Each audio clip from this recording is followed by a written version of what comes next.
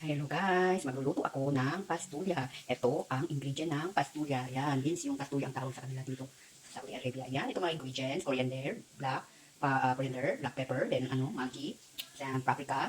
Saka ito, nilagyan ko ng sibuyas na may oil. Mag-isa ko ito muna. Yan, mag-isa ko dito. Huwag masyadong yung tama-tama lang. Yan.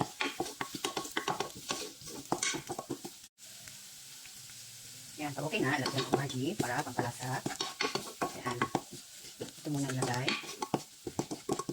Yan. Tapos lagyan natin ng konting paprika. Konti lang kasi maanghang ito eh. Tamang-tama lang. Para sa bata ito. Yan. Tapos salt. Yan. Tapos coriander. I-mix lang silang lahat. Yan. Tapos i-mix silang lahat. Lagyan mo din ng black pepper. Konti lang.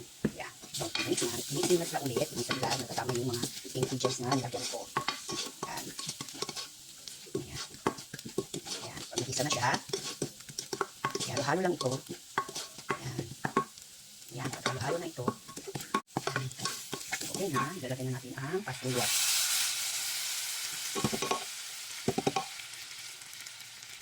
Lalagyan na natin pastulya. Lagyan natin ng konting tubig. Yan. Then wait to boil. Yan. Hintayin natin magkulo siya. Then pagkulo, okay na. Yan. Hintayin natin kumulo. Yan, kumukulo na siya. Ready to serve. Ayan. Ayan, dan. Pastulya with kubos.